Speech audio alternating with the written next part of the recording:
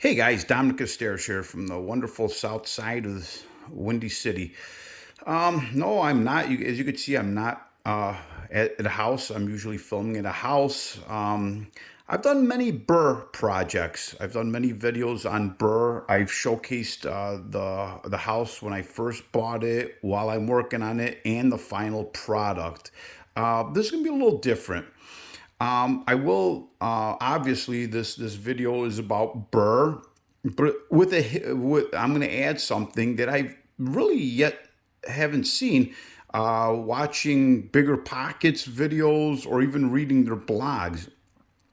This dawned on me about a month ago when I got my taxes done. Yes, I'm one of those guys who do them after April 15th. Okay, there's many benefits of BRRRR, but I would say this one is the hidden gem. Maybe we'll have to add another letter to it.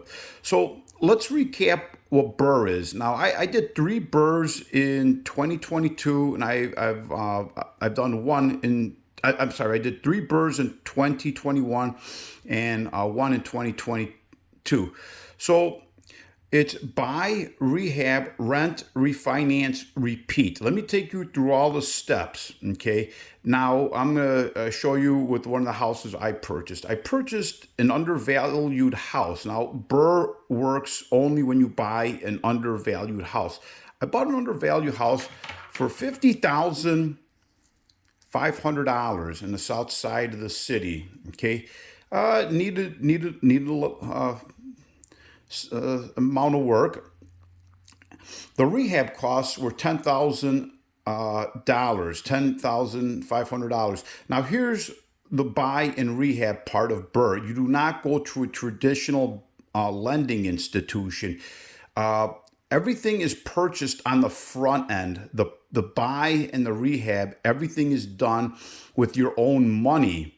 Now, very few people have $61,000 of their own money to just write checks to do this.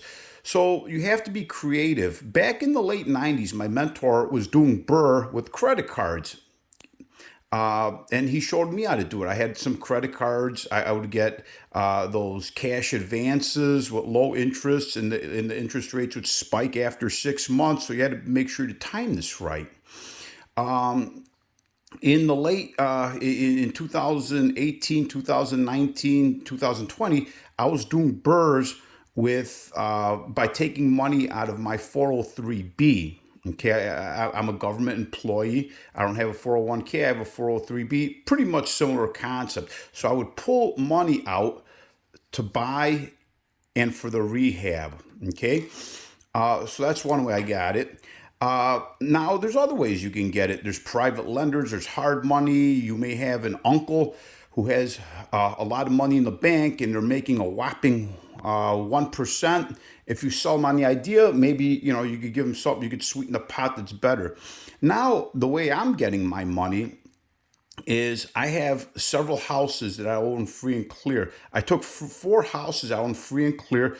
I went to a lending institution, a credit union, and they gave me a revolving line of credit. They took the equity out and they gave me a revolving line of credit for $200,000. Of course, you only pay that when you use it. Okay, so I was able to access 60 something thousand dollars, made the purchase, did the rehab, got a renter in there for $1,455. And you have to excuse me with with the graphics here. Just a little 411 about me. I'm about a step above an Amish when it comes to when it comes to technology. Okay, so I'm all in it now. I have a renter in here. Now here is where the refinance comes in. Okay, I went to a lending institution. It's a credit union, and they appraised my unit for $95,000. Okay, they appraised it. I had a renter, so you see that it's stable. They appraised it for $95,000, and they gave me 70% of $95,000, which comes out to $66,000 and some change. So this was a good BRRRR. I was able to pay myself back. Now I have bought for $50,000, and even when you buy something, there's fees. You can get closing costs. You can hit with closing costs. When you go and get a refinance, you're going to hit with closing costs, appraisal fees. So I would say I was pretty much about even. So this was a very, very successful BRRRR. Now, you hear the 1% rule or what have you. I have nothing of my own money. When it's all said and done, I have nothing of my own money tied in here. So the gain, I guess, is infinite here. Okay. And now here's the repeat part. I pay myself back. I pay my revolving line of credit back. Then I could be back on the prowl. But here's the hidden gem that just hit me.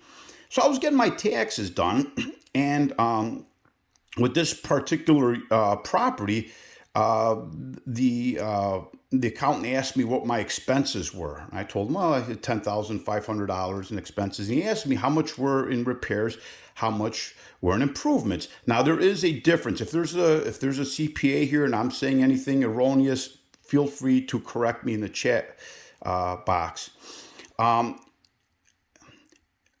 An improvement is when it's a complete overhaul. Let's just say your roof is leaking. You get a roofer up there and he says, this roof is shot. It's 30 years old. Okay, when you remove the roof and the layers and the wood underneath and you put on there, that's not a repair. That is an improvement. That's an improvement. You do not get write-offs for that. Now I've had roofs where there were just patches because squirrels have eaten into there. That is a repair that you can write off. Again, if you have a totally rotten window and you remove the window and you put brand new windows in, that's not a repair. You can't write that off. Okay, so I had, out of this $10,500, I had about $8,000 in repairs. I got to write off these repairs. What that does is it offsets your profits. Let's just say let's just say a real estate investor has profit of $100,000. I'll just say that to make it simple. And he has $10,000 in rehab costs with this BRRRR. That $10,000 offsets his profits. Okay, again, I can't think of anything better than that. Okay, well, that was it. So long from the Windy City.